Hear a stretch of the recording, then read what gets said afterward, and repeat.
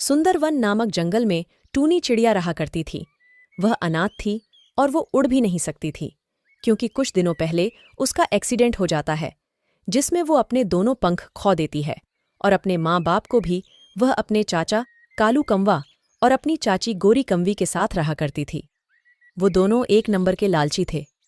एक दिन की बात है, एक दिन टूनी चिड़िया दाना खा रही होती है।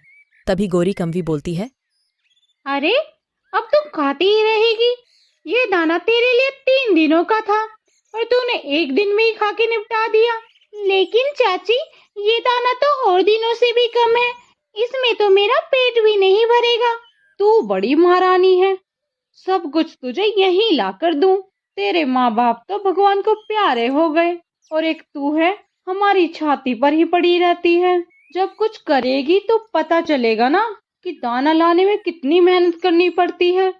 टूनी चिड़िया ये सुनकर रोने लगती है और रोते रोते बोलती है, हे भगवान, मुझे भी मेरे मम्मा पापा के साथ उठा लेता तो सही रहता।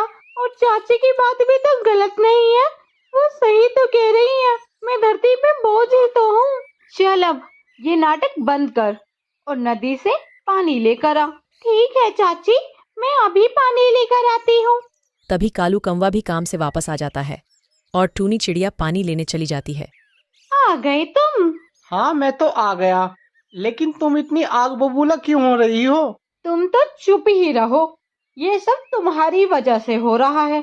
पता नहीं तुम्हें क्या जरूरत थी उस मनुष्य टूनी चिड़िया को अपने घर रखने की। मेरी तो जिंदगी ही खराब हो गई है। इतने ही टूनी चिड़िया आ जाती है और गोरी कौवी और कालू कौवे की सारी बातें सुन लेती है।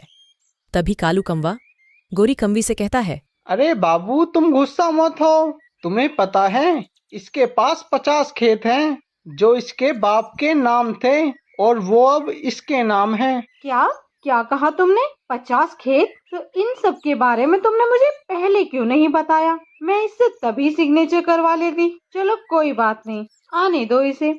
मैं इससे अभी पेपरों पर सिग्नेचर करवा लूंगी और इसे घर से बाहर निकाल दूंगी। यही बात के लिए मैंने तुम्हें नहीं बताया, क्योंकि वसीयत में लिखा था कि जब तक ये 13 साल की ना हो जाए, ये किसी को वसीयत का हकदार नहीं बना सकती। तुम्हारे लिए खुशखबरी की बात यह है। क्या? जल्दी बताओ ना, क्या बात है? टूनी चिड़िया 4 दिन बाद 13 साल की हो जाएगी। उसके बाद स्कूल के पेपरों के नाम पर उससे सिग्नेचर करवा लेंगे, फिर उसका काम तमाम। सच्ची में? फिर गोरी कौवी बहुत खुश हो जाती है और दूसरी ओर टूनी चिड़िया के पैरों तले जमीन खिसक जाती है और वह वहां से जंगल की ओर चली जाती है। नदी के पास बैठकर रोने लगती है और बोलती है, मैंने तो सोचा था कि कालू चाचा तो मुझे प्यार करते हैं, पर वो भी मेरी जमीन के पीछे पड़े हैं और मुझे मारने का इरादा भी कर लिया है। अब मेरा इस दुनिया में कोई भी नहीं है, तो मैं जीकर क्या करूंगी? इतना कहकर टूनी चिड़िया नदी में कूद जाती है और डूबने लगती है।